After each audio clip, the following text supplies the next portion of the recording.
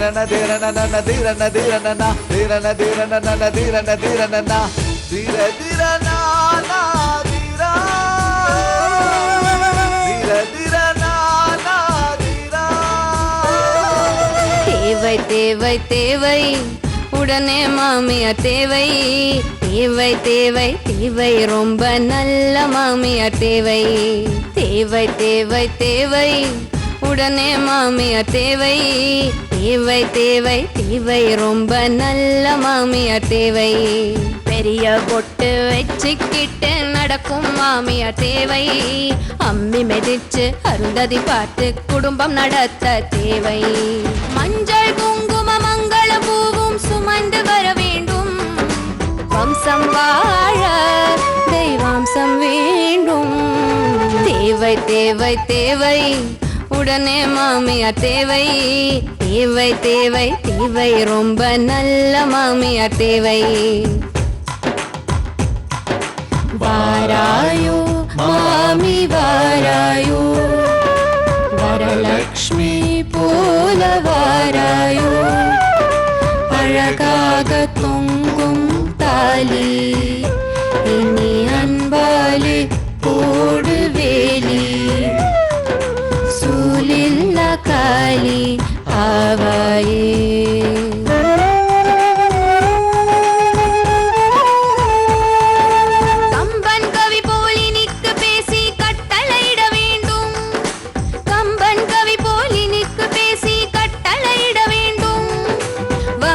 கொம்பன் வாசல் வந்தால் நாச்சு ஆக வேண்டும். வேலு நாச்சு ஆக வேண்டும்.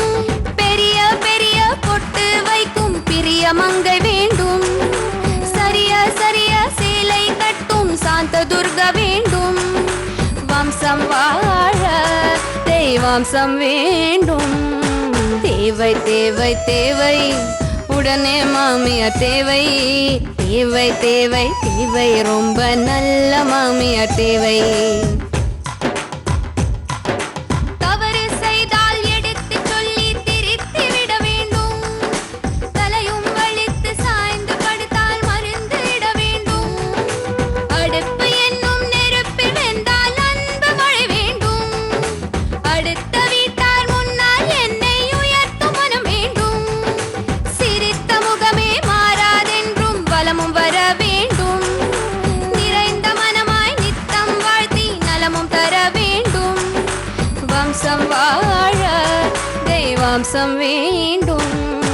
தேவை தேவை தேவை உடனே மாமியார் தேவை. தேவை தேவை தேவை ரொம்ப நல்ல மாமியார் தேவை. தப்பு பண்ணிட்ட மீரா, பெரிய தப்பு பண்ணிட்ட. உன்னை கொலை செய்ய ட்ரை பண்ணிருக்கான், நீ சும்மா விட்டுட்டு வந்திருக்கிய. உன் கையால ஒரு வேளை சோறு திட்டு இருக்கான. அந்த நன்றி கூட இல்லாம உன்னை கொலை செய்யறதுக்கு வந்திருக்கான். நீ அவனை போலீஸோட ஒப்படைச்சிருக்கணும்.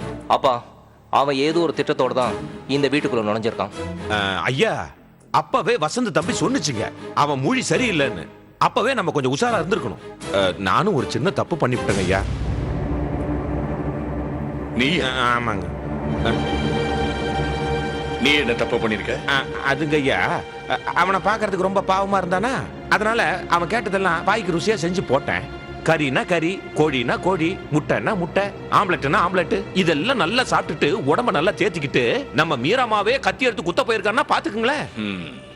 இதான் நீ செஞ்ச தப்பா? இல்ல, ஏதோ சின்ன தப்பு பண்ண மாதிரி ஒரு சின்ன ஃபீலிங். அவனை வீட்டை விட்டு வெளியே அனுப்புனதை விட போலீஸ்ல சொல்லி ஜெயிலுக்கு அனுப்பி இருக்கணும். வேற வேணையே வேண்டாம். வீட்டை விட்டு வெளியே அமிச்சதுக்கே மீரா வந்து குத்த வந்திருக்கான்.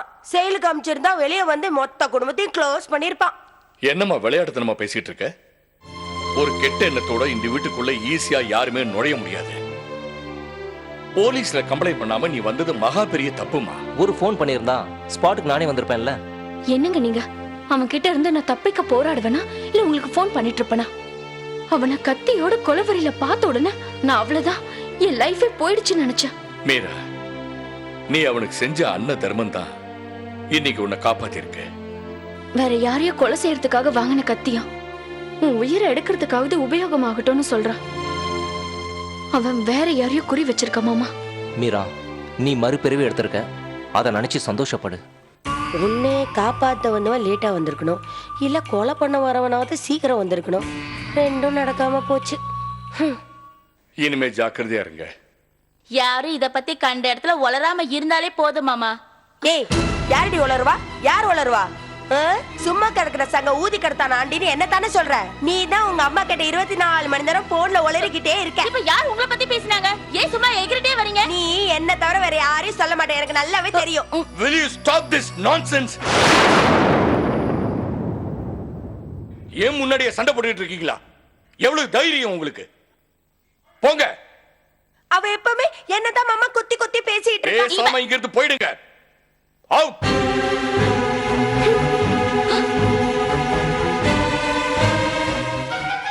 அப்புறம் அன்னைக்கு கூட கொலவெறி வர்ற மாதிரில இவங்க நடந்துக்கிறாங்க. மீரா, டென்ஷன் படாம போய் ரெஸ்ட் எடுமா.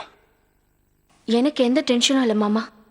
ஆனா என்ன காப்பாத்துறதுக்காக கையில காயம் பட்டாங்களே, அவங்கள நினைச்சாதான் மனசுக்கு கஷ்டமா இருக்கு. ஏமா கேட்கணும்னு நினைச்சேன். அவங்கள ஹாஸ்பிட்டல் கூட்டிட்டு போனியா? நானே ஹாஸ்பிட்டல் கூட்டிட்டு போய் ட்ரீட்மெண்ட் கொடுத்து கையில கட்டு போட்டு வீட்டுல விட்டுட்டு தான் மாமா வரேன். ஓ, தட்ஸ் வெரி கிரேட். மீரா, யார் அவங்க? துர்கான்னு ஒருத்தவங்க. அவங்க கையில காயப்பட்டதை கூட பார்க்காம என்ன போராடி காப்பாத்துனாங்க. அதானேம்மா மனித நேயம். நானும் ஒரு கெட்டவனுக்கு மனித நேயத்தை காட்டிட்டேன். ஆனா அது எனக்கு ஒரு பாடம். உதவி செய்யறது தப்பு இல்ல, ஆனா யாருக்கு உதவி செய்யணுங்கிறது ரொம்ப முக்கியன்றதை நான் தெரிஞ்சுக்கிட்டேன். சரி சரி, போய் ரெஸ்ட் எடு. நானும் ரெஸ்ட் எடுக்கிறேன். மீரா, உன் உயிரை காப்பாத்தின அந்த துர்கா மேடத்துக்கு கோவில் கட்டி கும்பிடணும்.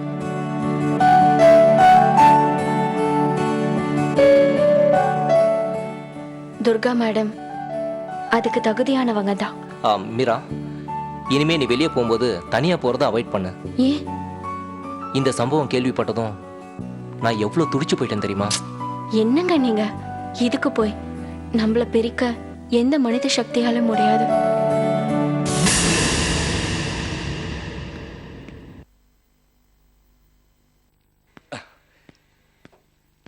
Good morning advocate sir. Good morning sir. என்ன காலையிலேயே இந்த பக்கம் வந்திருக்கீங்க? உங்களோட செகண்ட் சன் வசந்தகுமார் வர சொன்னார் சார். ஓ, அப்படியா? என்ன விஷயம், ஏதாவது சொன்னானா? ஏதோ சொத்து பிரிக்கிற விஷயமா இங்க வர சொன்னார். நைட்டு வசந்த் தம்பி ஃபோன் பண்ணியிருந்தாரு.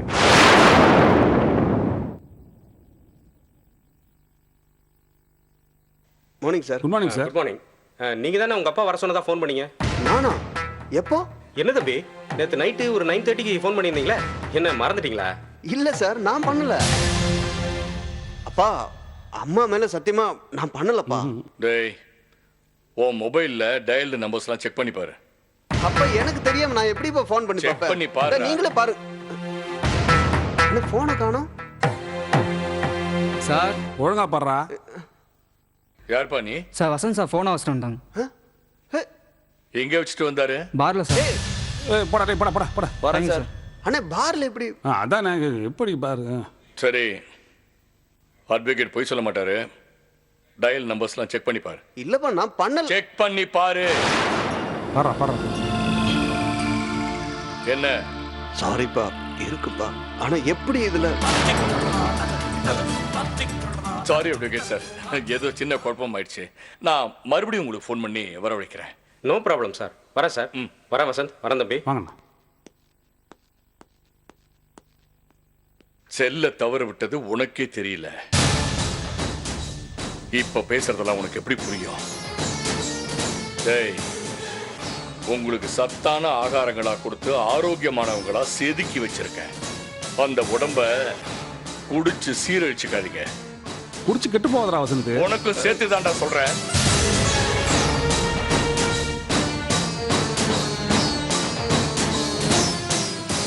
நல்ல குடும்பத்துல பிறந்த எவனும் குடிக்கு அடிமையாக மாட்டான்.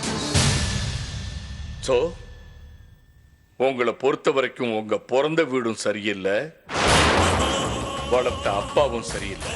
அப்பா, அப்படி எல்லாம் இல்லப்பா. வேணாம் வேணாம், எனக்கு எந்த விளக்கமும் வேண்டாம். சொத்தும் சொந்தமும் பிரிய வேண்டிய நேரம் வந்துருச்சுன்னு நான் நினைக்கிறேன். பிரிவை தாங்கிக்கிற சக்தி எனக்கு இல்ல. உங்க விருப்பம் பிரிஞ்சு போறது தான்னா சொத்தை சீக்கிரமாவே பிரிச்சு கொடுத்துடுறேன். அப்பா அப்பாடா, சொத்து எல்லாம் என் கைக்கு கிடைக்க போதும்.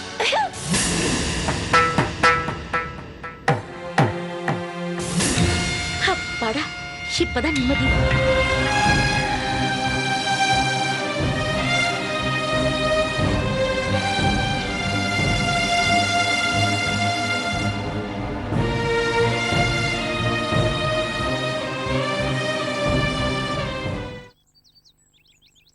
கொழுந்தினாரே, நீங்க போதையில தான் நல்ல தெளிவா முடிவெடுக்கிறீங்க. போதை தெளிஞ்சதும் எடுத்த முடிவுல இருந்து டமான்னு பின் வாங்கிடுறீங்க. எப்படியோ மாமனார் இறங்கி வந்துட்டாரு, அது போதும் நமக்கு. சரி, அடுத்து என்ன செய்யலாம்னு யோசிப்போம். வேற என்ன, என்னென்ன சொத்து எங்கெங்க இருக்கு, யார் யாருக்கு என்னென்ன வேணும்னு நாமளே பேசி ஒரு முடிவு எடுத்துட்டா சொத்தை பிரிக்கிறப்ப பிரச்சனை வராதுல்ல. எப்படி வக்கீலை வர வச்சு சொத்தை பிரிக்கிறதுக்கு புளியா சொல்லி போட்டோமோ அதே மாதிரி வக்கீலை வச்சு எல்லாத்தையும் ரெடி பண்ணணும். அதையும் ஏன் வீட்டுக்காரர் தான் செய்யணுமா? நீங்களே வக்கீலுக்கு ஃபோன் பண்ணுங்க. சொத்தை சட்டப்படி உரிமையாக்குறதுக்கு மட்டும்தான் வக்கீல். இனிமே நாம பேச வேண்டியது ஆடிட்டர் கிட்ட. ஆடிட்டர் கிட்டே நீங்களே பேசுங்க. வக்கீல் கிட்ட பேசுன மாதிரி தைரியமா பேசுங்க. அட நீ வேறம்மா, இவன் எங்க பேசுனா? அவன் வயிற்றுக்குள்ள போன அரக்கெல்லாம் பேசுனா. அதே மாதிரி இன்னைக்கு பாருக்கு போங்க. என்ன, ஒரு 1000 ரூபாய் செலவாகுமா? ஆயிட்டு போகுது. நமக்கு வேலை ஆகணும்னா கொஞ்சம் செலவு பண்ணி தான் ஆகணும். கணக்கு எழுதி வச்சுப்போ. சொத்து கைக்கு வந்தவன செலவை ஷேர் பண்ணிப்போ. ஏண்டி, சொத்தை கைப்பற்றணும்னு பிளான் பண்ணப்போ எங்களை போட்டு உலுக்கி எடுத்துட்டீங்களே, கடைசியில் குடிக்க வச்சுட்டீங்க. இப்போ உங்களுக்கு வேலை ஆகணும்னு தோணுனதும் நீங்களே குடிக்க அனுப்புறீங்க. உங்க நல்லதுக்காக தாங்க நான் எல்லாத்தையும் செய்றோம். மருந்து கசப்பா தான் இருக்கும், ஆனா நோய் குணமாகிறது இல்லையா? நோய் வந்திருக்கிறது உங்களுக்கு, பேராசைங்கிற நோய். ஆனா மருந்து சாப்பிடுறது நாங்களா? ஒரு வழியா பிரச்சனை எல்லாம் முடிஞ்சிருச்சு. நாம எல்லாம் ஒத்துமையா இருந்து மாமனார கஷ்டப்படாம பாத்துக்குவோம். சரி சரி. அவராம் பாரு. ஆனா நீங்க பண்றது கொஞ்சமாச்சும் நல்லா இருக்கா? என்னடா சொல்ற? வசந்த் அண்ணனோட வைன் ஷாப் போறதும் வக்கீல வீட்டுக்கு வர சொல்றதும் இதெல்லாம் நியாயமா? நியாயம் கிடைக்கதான் இப்படி செஞ்சாங்க. இதுல என்ன தப்பு இருக்கு? தப்புதான்க்கா. நம்ம குடும்பத்துக்குன்னு ஒரு மரியாதை இருக்கு, அது உங்களுக்கும் தெரியும். அந்த மரியாதையை பாருக்கு போய் குடிச்சு அழிக்கணுமா? மரியாதை அழிக்கிறதா இருந்தா தினமும் போய் குடிச்சிட்டு வருவாங்க. இது மன உளைச்சலுக்கு மருந்து நினைச்சு குடிக்கிறது. ப்ளீஸ்க்கா, மன உளைச்சல் உங்களுக்கு இல்லையா எனக்கு இல்லையா? அதுக்கு தீர்வு குடிக்கிறதுனா நீங்களும் நானும் வைன் ஷாப் போவோமா? மீரா, நாங்க கேட்கும் போது சொத்தை பிரிச்சு கொடுத்துருந்தா நாங்க ஏன் பாருக்கு போக போறோம்? குடிச்சிட்டு வக்கீலுக்கு ஃபோன் பண்ண போறோம். ஆனா சொத்து நம்மளுக்கு இல்லாம வேற யாருக்குன்னு போக போகுது? தங்க முட்டை இடுற வார்த்தை வயிற்று கிழிச்சு எடுக்கிறது தப்புனே. டேய், உனக்கு சேர்த்தாண்டா நாங்க அப்பா கிட்ட பேசணும். நீங்க பிரிக்கணும்னு சொன்னது சொத்தை மட்டும் இல்ல மாமா, சொந்தத்தையும் தான். ஓஹோ, சொத்தை பிரிச்சு தண்ணி கொடுத்துட்டு போயிட்டா நாங்க உங்களுக்கு வேண்டாதவங்க ஆயிடுமா? நீங்க எங்களை எதிரியா பாப்பீங்களா? அண்ணே, மீரா அப்படி சொல்ல வரல. ஆனா உணர்வு புறவன் பாசம் இருக்காதுன்னு சொல்றான். கூட்டு குடும்பம்ன்ற நெருக்கடியில சிக்கி மூச்சு திணறி சாகிறத விட தனி கொடுத்தணுங்கிற சுதந்திரமான காத்த சுவாசிக்கிற சுகமே தனி. தப்பு கணக்கு போட்டுட்டு இருக்கீங்க அக்கா. நீ பிறந்து வளர்ந்த இடம் அப்படி மீரா. நீ கும்பலாவே இருந்து வளர்ந்தவ. உனக்கு இன்னும் அனுபவம் போதாது. இந்த பாருங்க, நான் சொல்றதை கேளுங்க. இப்பவே நீங்க 2 பேரும் எங்க கூட இணைஞ்சிருங்க. இன்னும் ஒரு வருஷம் கழிச்சு உங்க 2 பேருக்கும் தனியா போகணும்னு தோணும். ஏன்னா அப்போ உங்களுக்கு ஒரு குழந்தை பிறந்திருக்கும், குடும்ப பொறுப்புகள்லாம் கூடும். அப்போ உங்களால அப்பா விட்டு தனியா போகணும்னு நினைச்சாலும் போக முடியாது. நல்லா யோசிச்சு பாருங்க. நாங்க உடம்புனா மாமா உயிர். உடம்பு உயிரை விட்டு விலகி வரணும்னு நினைச்சா அந்த உடம்புக்கு பேரு போனோம். நாங்க உயிரோட இணைஞ்சு உடம்பா இருக்கணும்னு ஆசைப்படுறோம், பொணமா இருக்கணும்னு ஆசைப்படல. வாங்க.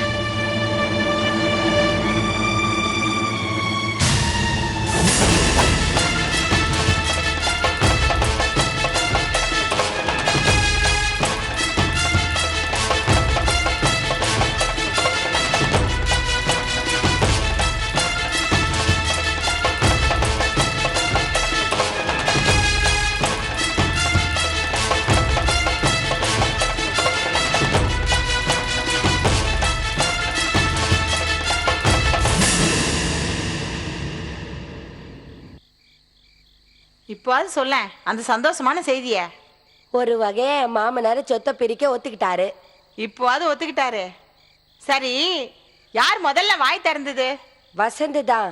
ஆனா அது அவருக்கே தெரியாது. எப்படிமா? புதுசா இருக்கு. விட்டு விட்டா சொல்லாம இப்படி உட்காரு. புட்டு புட்டு வையே, அப்பதான் கேட்கறதுக்கு சுவாரஸ்யமா இருக்கும். வசந்த் போதையில வக்கீலுக்கு போன போட்டு எங்க அப்பா சொத்தை பிரிக்கிற விஷயமா வீட்டுக்கு வாங்கன்னு சொல்லிட்டாரு. என் வீட்டுக்காரு உடனேதான். ஆனா அவரு உஷாரா ஒதுங்கிட்டாரு. உன் புருஷனுக்கு போதை ஏறினதுக்கு அப்புறம் கூட வீரம் வரலையா? ஆமா, வந்தா மட்டும் தடிய தூக்கி சுத்திடுவாராக்கும். சரி, வசந்த் வக்கீலுக்கு போன் பண்ணாருல, மேல சொல்லு. வக்கீலு நல்லா குளிச்சுட்டு கிழிச்சிட்டு சாமியை கும்பிட்டு மீட்டர் விழுப்போத சந்தோஷத்துல வீட்டுக்கு வந்து உட்கார்ந்தாரு. மாமனாரு வாக்கிங் முடிச்சிட்டு வந்தாரு.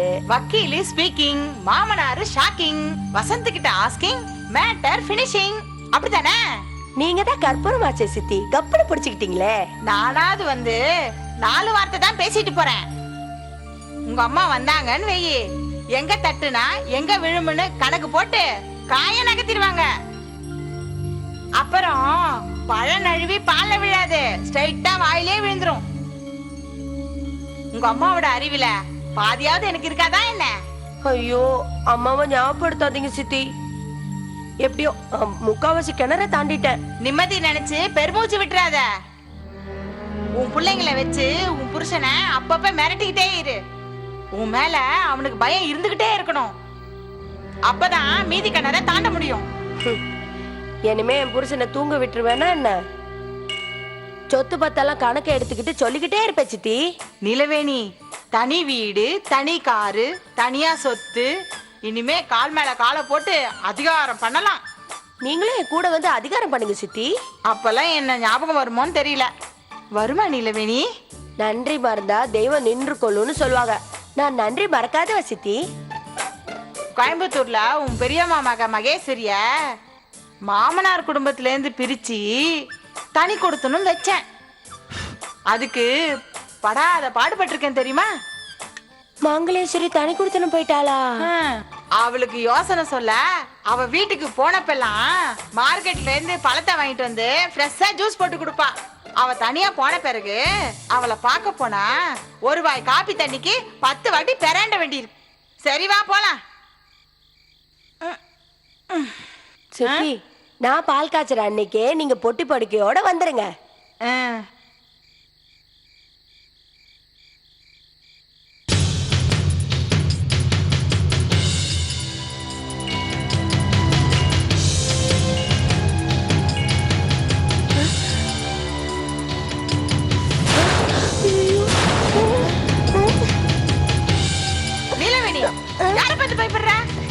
அவன்தான் சித்தி, அவன்தான். அப்பயே சொன்னல, போன்ல சொல்லிருக்கல, மீராவ கத்தியால குத்த வந்தானு. அவன்தான் அது. இவனா? இவனதான் தெரியுமே. ஒன்னு பாக்கிறதுக்கு சித்தி. அவன் நம்மள பாத்துட்டானே. ஐயோ,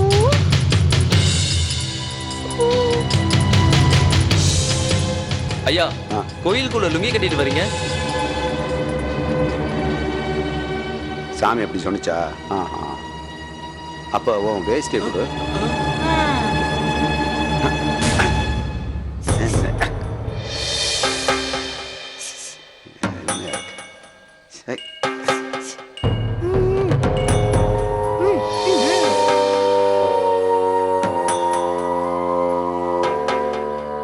என்னம்மா?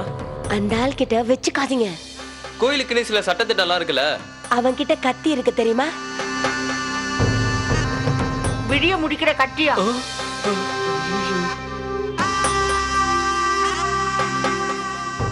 ஐயா, தாராளமா போலாம். லுங்கியோட உள்ள போகலாமா? லுங்கியோட போகலாம், லுங்கி இல்லாமலேயும் போகலாம். கோயிலுக்குள்ள போய் சாமி கும்பிடலாம், அபிஷேகம் பண்ணலாம். உங்களுக்கு எல்லா ரைட்ஸும் இருக்குயா. போங்க ஐயா.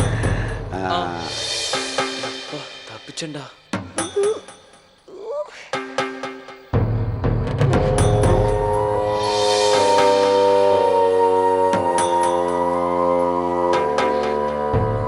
பயப்படாதம்மா, நான் உங்களை ஒன்றும் பண்ண மாட்டேன்.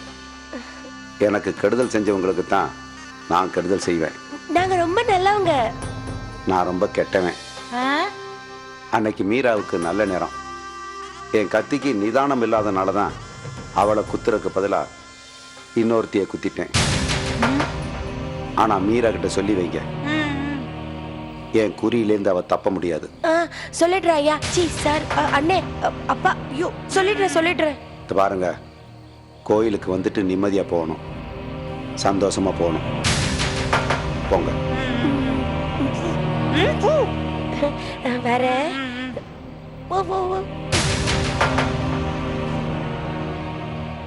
ஒரு நிமிஷம்.